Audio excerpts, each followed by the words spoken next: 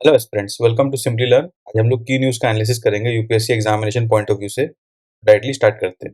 तो आज के दिन में पहला इंपॉर्टेंट आर्टिकल ये है, इंडिया के कुछ पुराने एंटीक्स है जो एक स्मगलर ने चुरा करके बाहर देश ले गया था। अभी न्यूयॉर्क के म्यूजियम में वो पड़ा है। ऐसे कुछ पुराने एंटीक्स, 15 एंटीक्स इंडिया को रिटर्न मिलने वाला है। न्यूयॉर्क मेट्रोपॉलिटन म्यूजियम ने अभी रिसेंटली ये बात अनाउंस किया है। उसके बैकग्राउंड में कुछ बात है, कुछ इन्वेस्टिगेशन हुआ। वो डिटेल एग्जाम के लिए इंपॉर्टेंट नहीं है। तो एंटिक्स के बारे में इंफॉर्मेशन कुछ कुछ इंपॉर्टेंट हो सकता है प्रीलिम्स के पॉइंट ऑफ व्यू से। जैसे 11th सेंचुरी सेलेस्टियल डांसर अप्सरा है, उसका एक एंटिक बना हुआ है। ये एक जानकारी, ये इमेज आप देख सकते हो, 11th सेंचुरी का है, तो ये आपको पता होना चाहिए। फिर एक डेटा है कि अभी तक 244 इनवैल्यूएबल एंटिक्स इंडियन ओरिजिन का इंडिया में लाया जा चुका है अब्रॉड से, जिसमें 231 जो है 2014 के बाद लाया गया है। तो ये डेटा आप कोट कर सकते हो अपने मेंस के आंसर में। तो यहाँ पे विकास भी, विरासत भी एक लाइन कोट किया गया है। इसको आप एसे में भी यूज कर सकते हो और अपने मेंस के आंसर में भी यूज कर सकते हो। अब देखिए दूसरा आर्टिकल जो एग्जाम के लिए इंपॉर्टेंट ये है, वो है न्यू एंड इमर्जिंग थ्रेट्स। अब इंडिया चाइना का ऑनगोइंग मिलिट्री स्टैंड ऑफ चल रहा है, प्लस जियोपॉलिटिकल चैलेंजेस बढ़ते जा रहे हैं रशिया यूक्रेन वॉर की वजह से। इनको ध्यान में रखते हुए, और सिंस अपने सब कुछ जानते हैं कि साइबर थ्रेट बहुत बड़ा थ्रेट हमेशा से है और नॉन ट्रेडिशनल वॉर मेथड्स आजकल लोग यूज करने लगे हैं, इसलिए इंडिया को न्यू और इमर्जिंग थ्रेट्स है वर्ल्ड से। इसके लिए आर्म फोर्सेस को वेल इक्विप्ड होना चाहिए, उनके पास नेसेसरी वेपन्स और टेक्नोलॉजी होने चाहिए। तो ये वाले बात को इस आर्टिकल में हाईलाइट किया गया है। आपको बस इतना ही जानना है कि न्यू एंड इमर्जिंग थ्रेट्स कौन कौन से हो सकते हैं। इस पे क्वेश्चन बन सकता है मेंस के अंदर। सेकंड, अभी इंडियन आर्म फोर्सेस क्या की एक्टिविटीज करती हैं, उसमें आप लिख सकते हैं nation building, humanitarian assistance and disaster relief with friendly countries. ये टू की एक्टिविटीज है। और भी एक्टिविटीज होती है जैसे मिलिट्री एक्सरसाइजेस। ये सब आप पॉइंट्स रिमेंबर रख सकते हो अगर मेंस में ऐसा कोई क्वेश्चन बनता है। आज के पेपर में ऐसे छोटी मोटी बातें ही हैं, तो हल्का ग्लांस कर लेते हैं ताकि आप लोगों को कम से कम टाइम में मैक्सिमम न्यूज कवरेज हो जाए। तो एक दूसरा इंपॉर्टेंट एस्पेक्ट है G20 मीटिंग से। आपको पता है G20 मीटिंग इंडिया ऑर्गेनाइज कर रहा है, तो काफी सारे मीटिंग शेरपास के संग इंडिया कंडक्ट करा रहा है। तो रशिया यूक्रेन वॉर के प्रति वर्ल्ड जो है कौन सा न्यू डिप्लोमेटिक लैंग्वेज यूज करेगा। अब देखिए G20 में हम लोग ने बाली डिक्लेरेशन डिक्लेयर किया था, पर वो अभी चेंज हो जाएगा क्योंकि करंट वर्ल्ड सिचुएशन बदल रही है और आने वाले 4-5 महीने में और बदलेगा। G20 का जब लीडर समिट होगा उसके पहले एक common new diplomatic language G20 groups decide करेंगे regarding Russia Ukraine and other things. ये बात खाली अपडेट दिया है। इसमें एग्जाम पॉइंट ऑफ व्यू से इंपॉर्टेंट क्या पता है, G20 के बारे में जितनी डिटेल है, तो आप स्टैटिक में या फिर अपने करंट अफेयर्स में पढ़ते हो अलग से, वो डिटेल अब रिवाइज कर लीजिए पहले।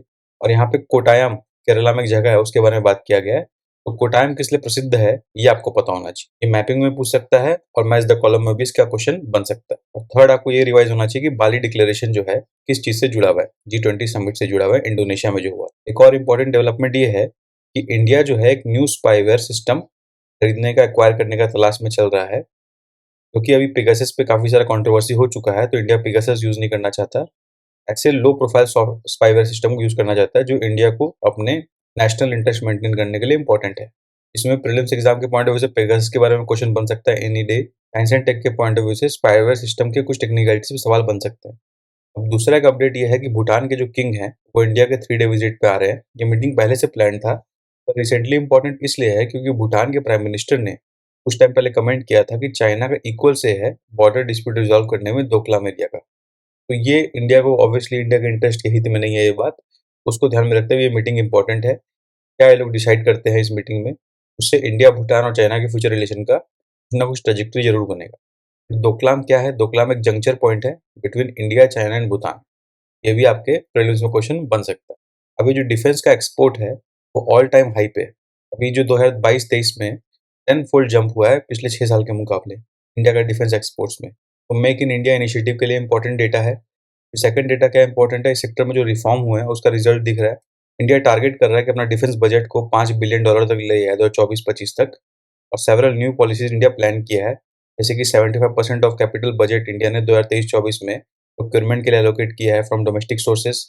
इंडिया ने 3 पॉजिटिव इंडिजिनाइजेशन लिस्ट बनाए हैं जिसमें 3378 आइटम्स को इंक्लूड किया जो खाली डोमेस्टिकली हम लोग प्रोक्योर करेंगे। इम्पोर्ट पे एम्बार्गो लगाया है बियॉन्ड टाइमलाइंस। ये कुछ 3 पॉलिसी डेवलपमेंट्स हैं जो इंडिया ने डिफेंस में लिए हैं इंश्योर करने के लिए कि मेक इन इंडिया इनिशिएटिव और इंडिया डिफेंस एक्सपोर्ट्स में आगे बढ़ सके। फिर अगला डायरेक्ट अपने इकोनॉमी पेज पे आते हैं।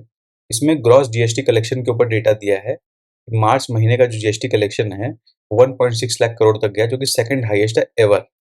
ये ध्यान रखिए कि हम लोग 1.5 लाख का नंबर कितने बार क्रॉस कर चुके हैं, 4th टाइम। ये प्रीलिम्स का शेड्यूल बन सकता है। फिर जीएसटी कलेक्शन का जो ट्रेंड है, इसके ऊपर ये नंबर्स दिए गए हैं। तो जीएसटी कलेक्शन के नंबर का खाली ट्रेंड ऑब्जर्व कर सकते हो कि पिछले साल के मुकाबले इस साल ट्रेंड कैसा रहा। आपको इन जनरल बढ़ा हुआ ही दिखाई देगा हर जगह, और ओवरऑल ट्रेंड भी आप देखोगे तो हल्का फ्लक्चुएटिंग ही है। ऑलमोस्ट आप देखो सिमिलर लाइंस पे बराबर के वैल्यू पे कहीं ना कहीं रेंज कर रहे हैं। ये डेटा आपको ऑब्जर्व करना इंपॉर्टेंट है। इसमें प्रीलिम्स में ट्रेंड वाइज क्वेश्चन बन सकता है कि GST collection has consistently increased in the past 1 year, इस टाइप का डेटा। फिर दूसरा, इंडिया न्यू पावर पॉलिसी के ब्लूप्रिंट पे काम कर रहा है, जिसमें कोल फायर्ड प्रोजेक्ट्स और मेगा लिथियम बैटरी स्टोरेज को एक नया पुश मिला है। बस इतना सा कंटेक्स्ट ध्यान रखिए कि न्यू पावर पॉलिसी पे इंडिया वर्क कर रहा है। इसके डिटेल में और भी बहुत सारी बातें हैं जो इससे पढ़ने में आपको ज़्यादा कॉस्ट बेनिफिट नहीं होगा, क्योंकि अभी डेवलप हो रहा है।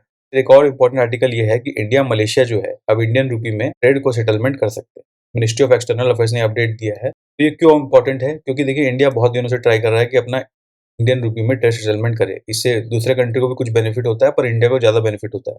आरबीआई का इनिशिएटिव है कि रूपी में ट्रेड करना हम लोग बढ़ाएंगे। तो इसकी वजह से इंटरनेशनल बैंक ऑफ मलेशिया जो है, उसने कुछ स्पेशल वॉस्त्रो अकाउंट्स खोले, रूपी वॉस्त्रो अकाउंट्स इंडिया में, इंडियन बैंक ऑफ इंडिया के साथ।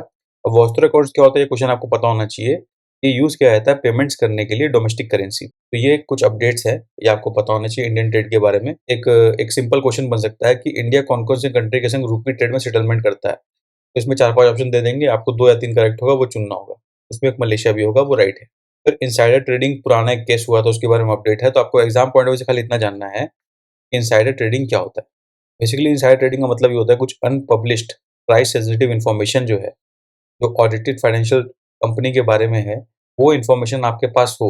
आप ऑब्वियसली प्रेडिक्ट कर सकते हो कि कंपनी का डायरेक्शन किस डायरेक्शन में जाएगा।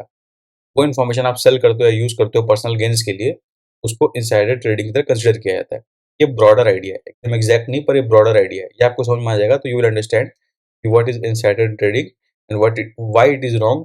एक फैक्चुअल डेटा ये है, इंडिया में अनएम्प्लॉयमेंट रेट जो है वो 3 महीने के हाई पे है, 7.8% है मार्च में, क्योंकि 2023 के डेटा के हिसाब से दिया गया है। एग्जाम के हिसाब से बस इतना समझना है कि अनएम्प्लॉयमेंट थोड़ा बड़ा है, बस इतना आपको कंटेक्चुअल अवेयरनेस होना चाहिए। इसका रीजन क्या बताया जा रहा है कि कंट्री का लेबर मार्केट डिटोरेट हुआ है। ये डेटा कौन दिया है? Centre for monitoring Indian economy, CMI एक संस्था है, ये डेटा रिलीज करती है। ये आपको पता होना चाहिए।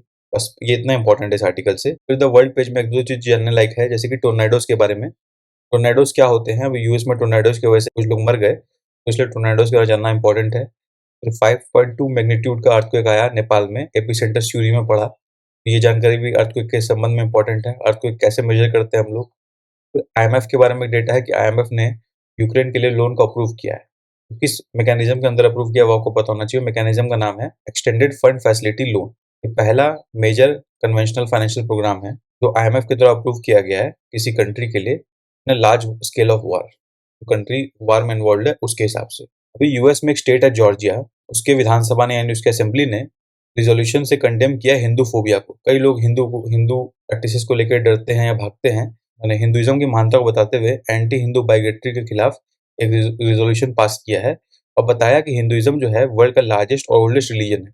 इसके 1.2 बिलियन से ज्यादा फॉलोअर्स है। इनकम्पास करता है एरे ऑफ डाइवर्स ट्रेडिशंस को, बिलीफ सिस्टम को, और एक्सेप्टेंस और म्यूचुअल रिस्पेक्ट को बढ़ावा देता है। तो ये बात आपको एग्जाम पॉइंट ऑफ व्यू से पता होनी चाहिए। जेरूसलम मैपिंग के पॉइंट ऑफ व्यू से इंपॉर्टेंट है। तो बस यही था आज के न्यूज़पेपर में एग्जाम पॉइंट ऑफ व्यू से, कुछ ज्यादा जानकारी नहीं था, सिंपल सा था। आई होप आपको इनिशिएटिव अच्छा लगा हो। अच्छा लगा तो चैनल को लाइक कर सब्सक्राइब करें। तब तक के लिए best wishes for the examination.